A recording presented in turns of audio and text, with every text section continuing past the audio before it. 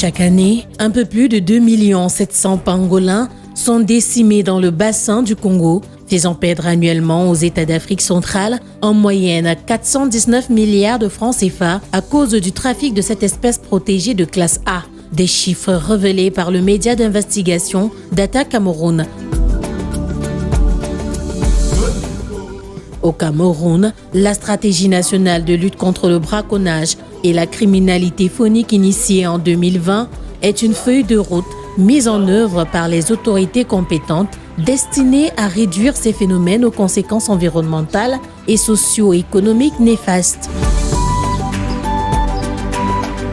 Conformément à son domaine d'action stratégique, accompagnement communautaire, Field Legality Advisory Group FLAG met en œuvre depuis 2 ans le projet renforcement de la surveillance communautaire du commerce illégal, de la faune et du braconnage dans les aires protégées au Cameroun, déploiement des plans locaux opérationnels de surveillance dans la partie nord et sud de la réserve de la biosphère du Dja.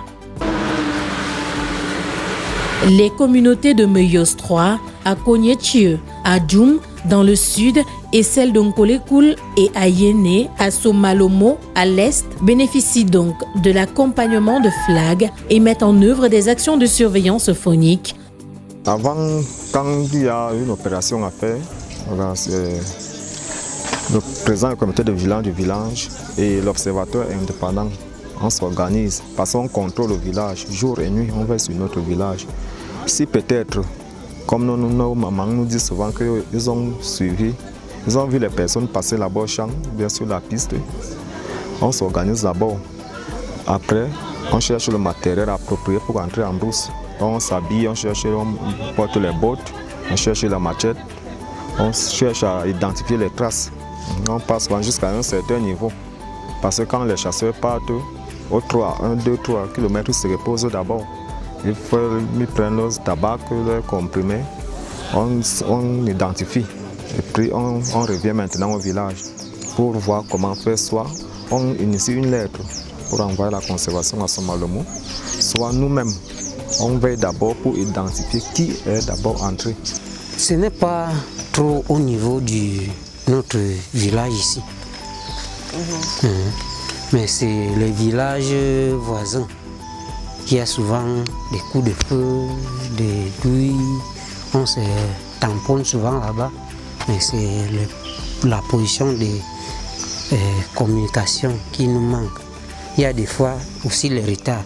Tu peux venir dire comme ça que je lui ai vu là-bas. Quand lui sort, tu vas lui faire comment? Il est obligé de passer. Ce n'est pas totalement les gars du village. Parce que la majorité sont occupés par la porcherie maintenant. Mais il se trouve qu'on voit toujours les motos passer avec... Bon, nous nous sommes concertés dernièrement, nous sommes assis pour dire que bon, les gars, regardez donc, nous on va laisser notre derrière, nous sommes au village.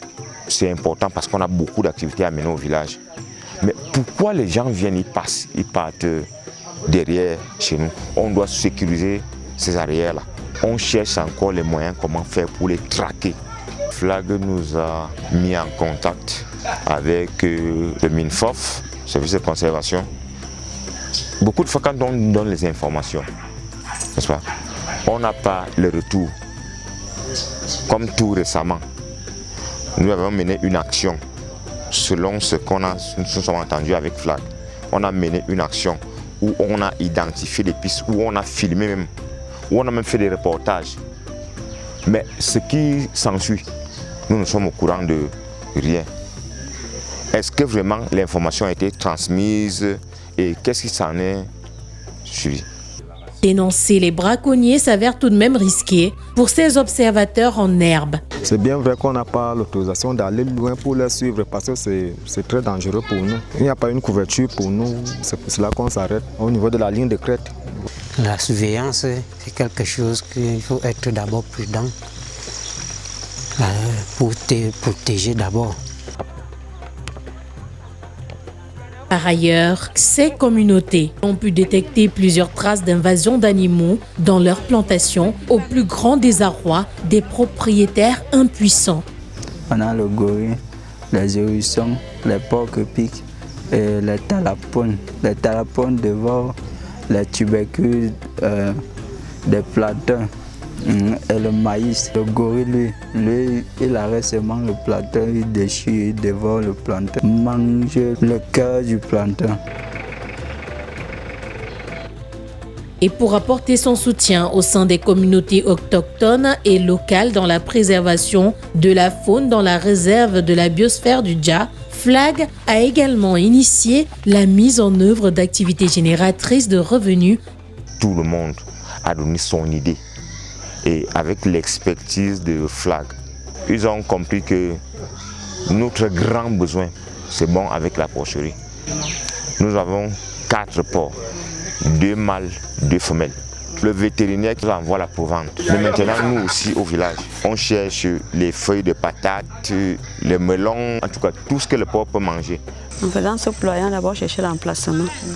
Bon, on a vu que l'emplacement aussi est un peu mieux pour faire le poulailler. On a commencé la défiche, tout le village, la défiche et tout ça. On a commencé la construction, la fondation. Après la fondation, on a commencé la maison, les planches. Après les planches, on a couvert la tôle. On a mis la tôle. Après la tôle, la clôture. On a demandé aussi de faire la clôture. Après l'emplacement pour la chambre qui est restée, on a mis la paille. Après ça, le type là qui fait l'élevage là, il a demandé pour venir pulvériser l'insecticide. Oui, après ce temps-là, il nous a demandé pour l'avancer pour continuer pour la propriété.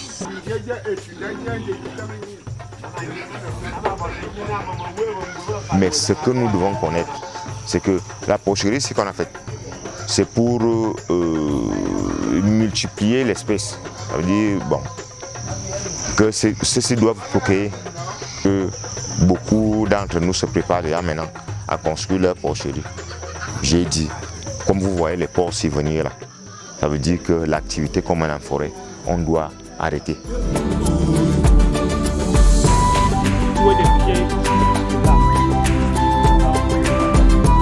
Quand tu as compris,